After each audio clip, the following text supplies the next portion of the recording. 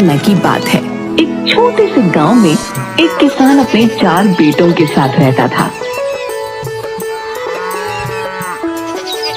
उसके बेटों के नाम थे रमेश, कालू, भीमा और हरिया।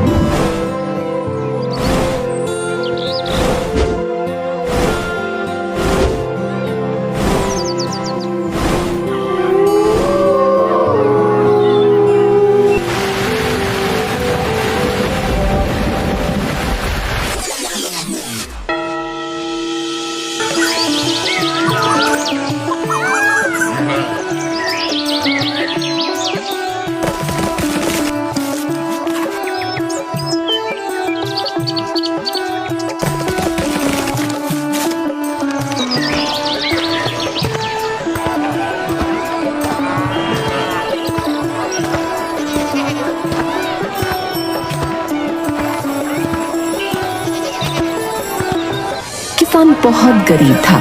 सब्जियां बेचना ही उसका एकमात्र आय का साधन था और वो इतना ही कर पाता कि बस अपने परिवार को खिला सके। उसके पास अपने बेटों को देने के लिए और कुछ नहीं था। मेरे बच्चों सुनो, मेरे पास तुम्हें देने के लिए कुछ नहीं है। अब तुम बड़े हो गए हो, सो तुम्हें संसार में बाहर निकलना होगा, अपना पेशा चुनना होगा और किस्मत आजमानी होगी। पर पिताजी, हमें किसी पेशा या कला का ज्ञान नहीं है। हम घर से दूर जाकर क्या करेंगे? यही तो है जिसे तुम्हें मालूम करने की जरूरत है। तुम्हें जाना होगा इस बात को समझने के लिए कि तुम किस काम को करने के योग्य हो। किंतु पिताजी, हम कभी भी अपने बल पर बाहर नहीं गए। मेरे बच्चे, कुछ भी खराब नहीं होगा। मैं नहीं चाहता कि तुम एक किसान की जिंदगी गुजारो। देखो, इस काम से तुम ज्यादा नहीं कमा पाओगे। जाओ और एक फायदेमंद व्यवसाय की तलाश करो। ठीक है पिताजी, यदि आप यही चाहते हैं तो हम अवश्य ही जाएंगे। हाँ पिताजी, हम जाएंगे।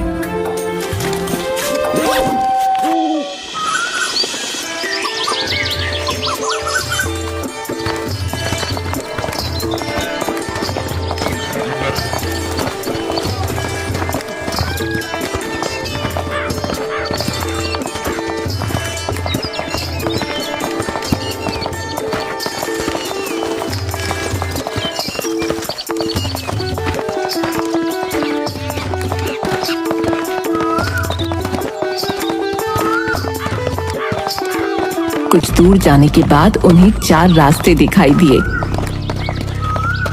मेरे ख्याल से हमें से हर एक को इनमें से एक रास्ता चुनना चाहिए और एक बार फिर हम 4 साल के बाद यहाँ आकर मिलेंगे।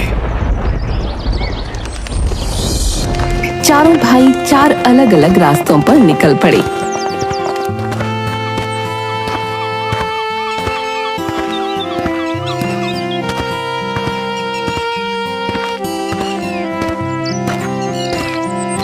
रमेश को रास्ते में एक व्यक्ति मिला।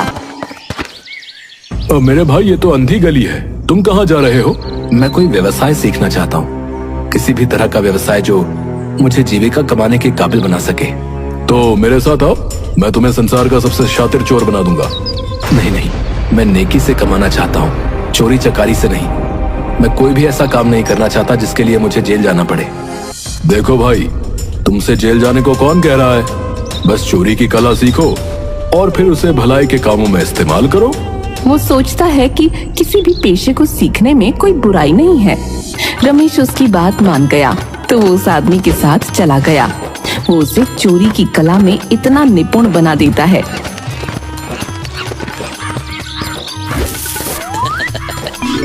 रमेश कुछ भी चाहता हो वो उसे आसानी से चुरा सकता था, बिना किसी के जाने।